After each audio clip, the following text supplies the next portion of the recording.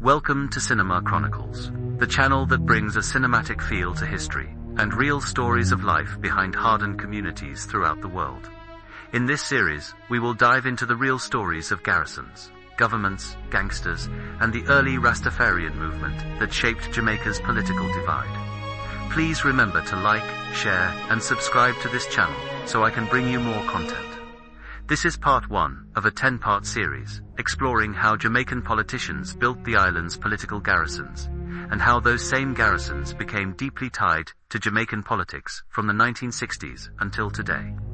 To truly understand the garrisons and the gangs that operated within them, you first have to understand the political divide that shaped Jamaica for decades.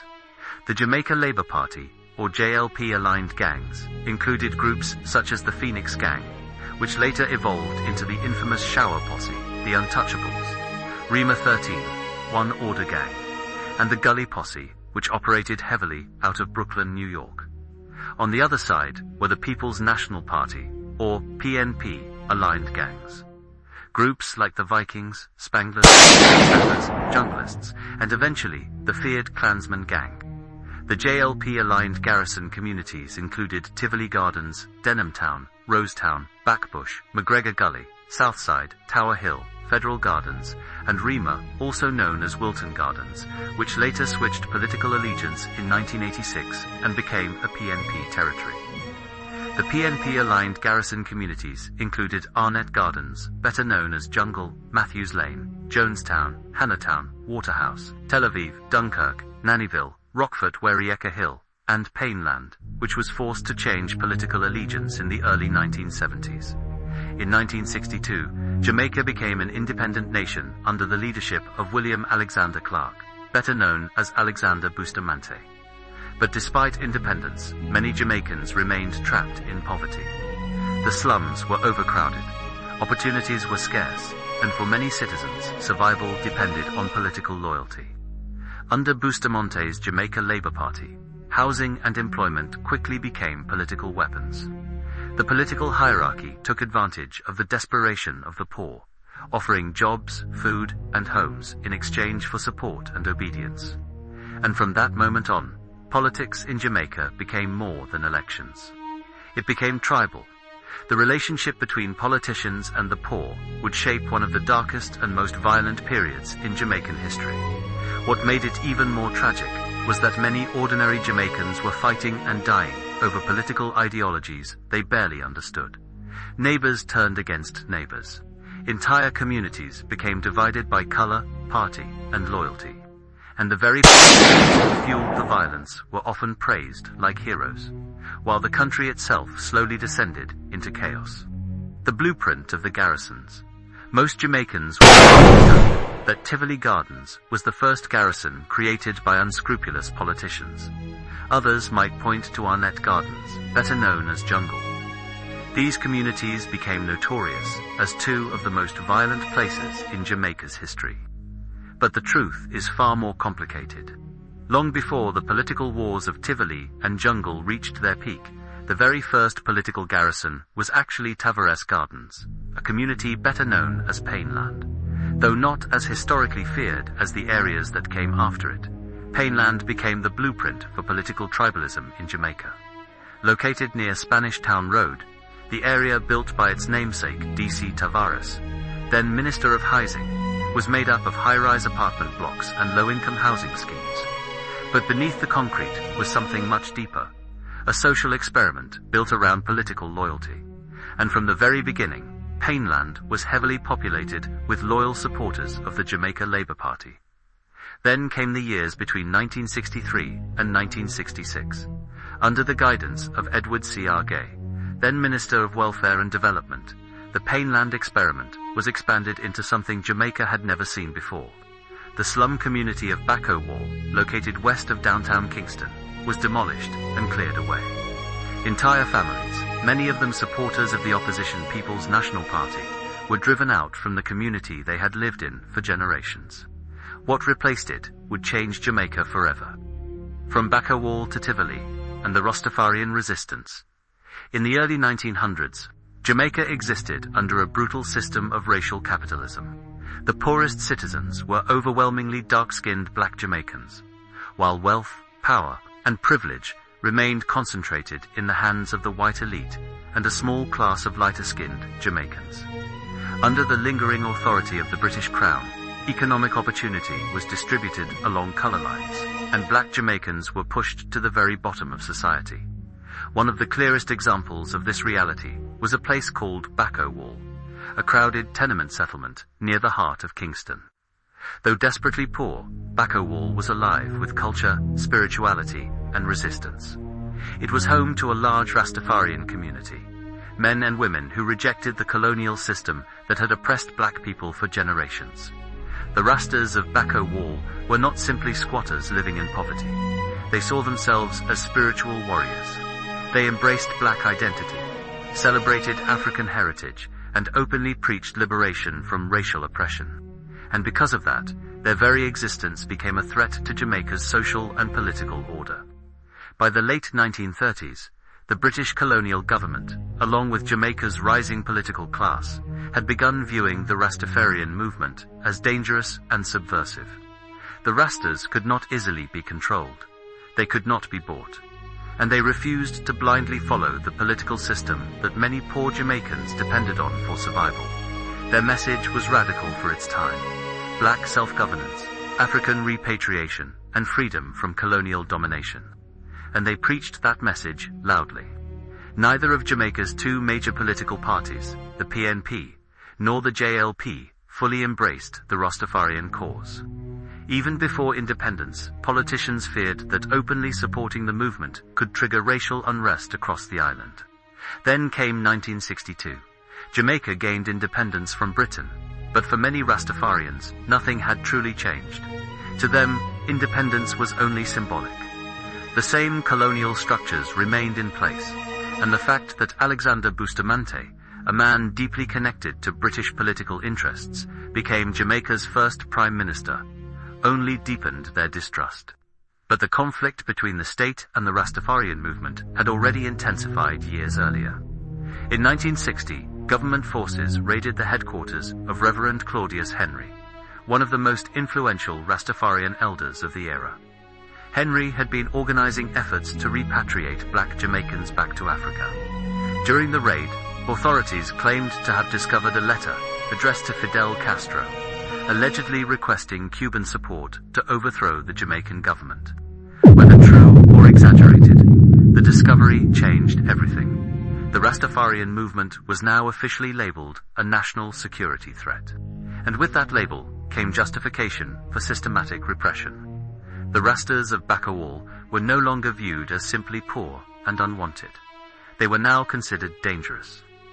To the JLP government, they had become a political problem that needed to be removed, especially as many Rastafarians had started showing sympathy toward the opposition PNP. At the time, Michael Manley had not yet become leader of the PNP.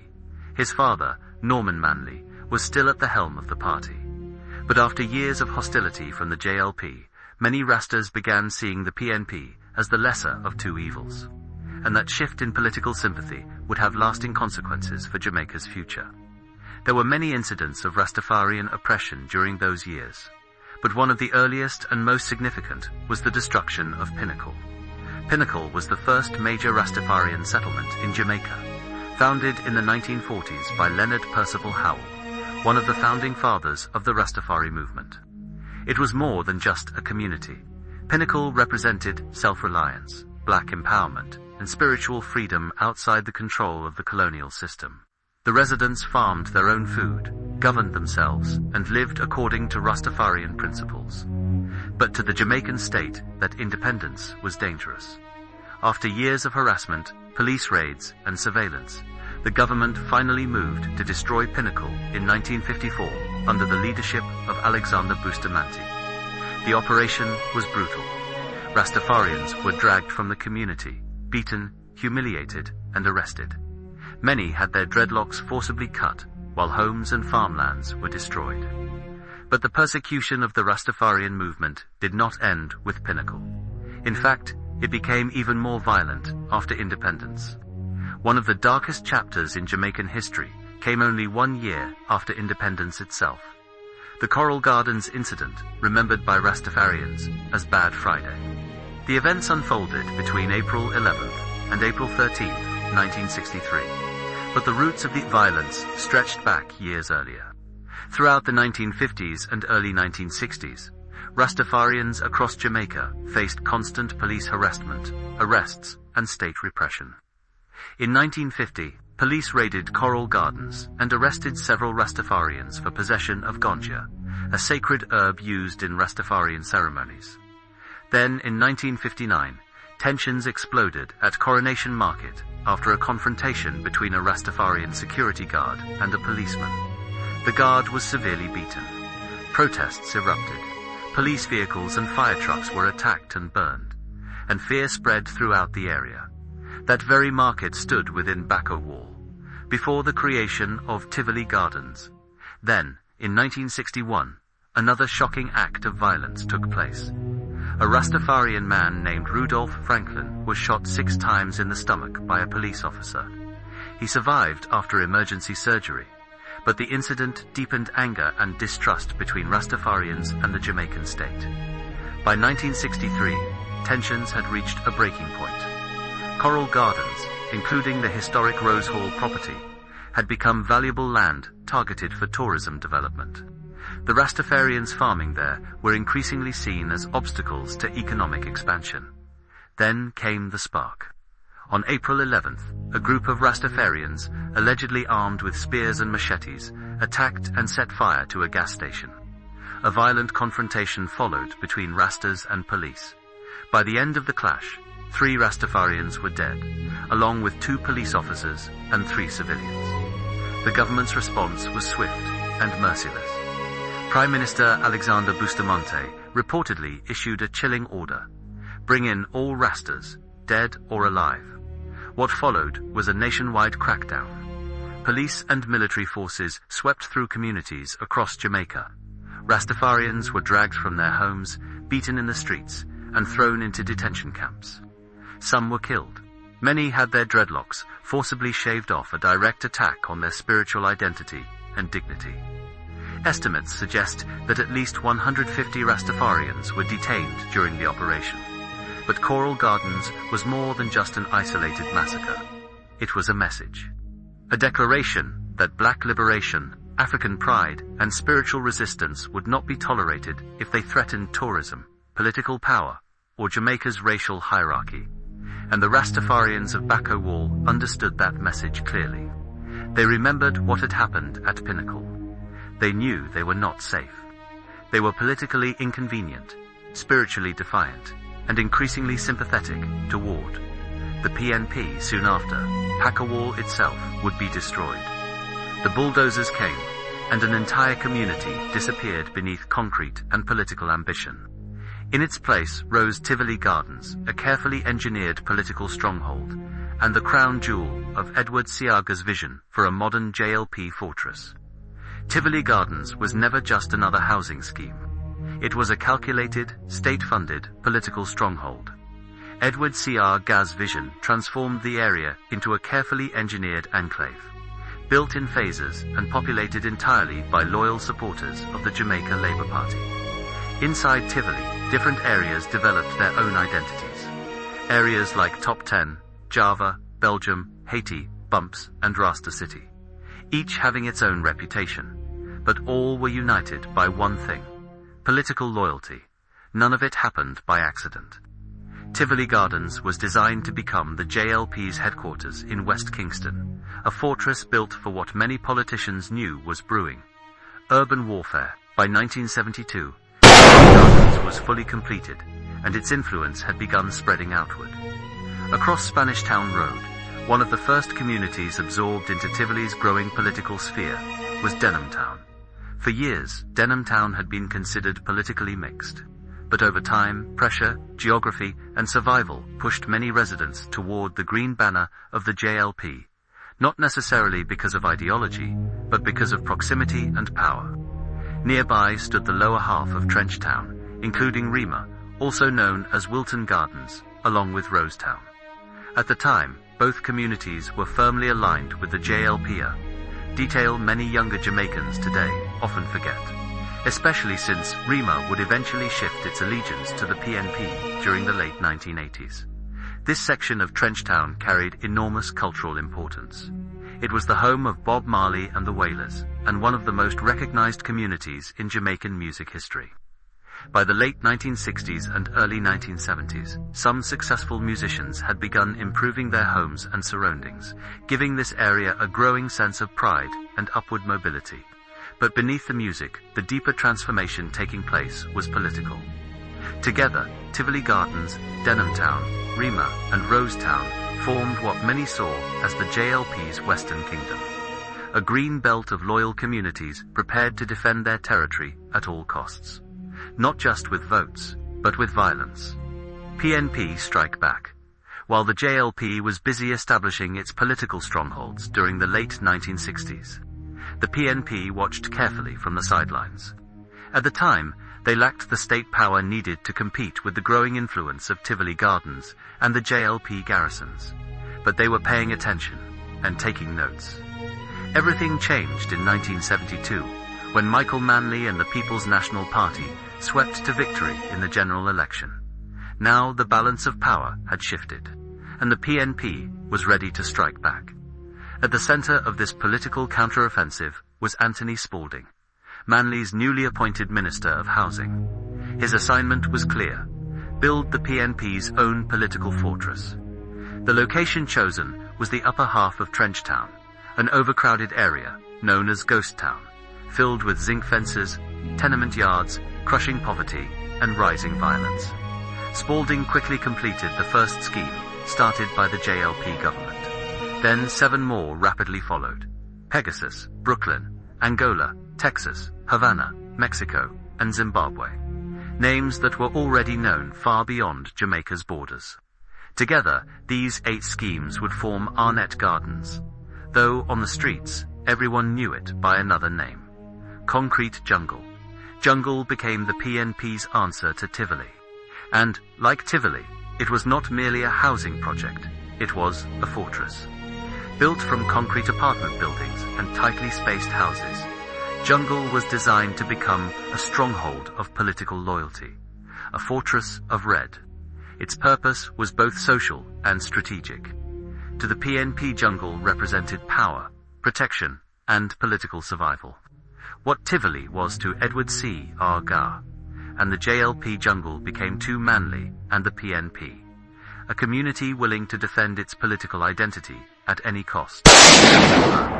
And just as Tivoli expanded its influence into Denhamtown, Jungle also began spreading outward into neighboring communities. One of the first was Jonestown. Before the 1970s, Jonestown had been considered politically mixed.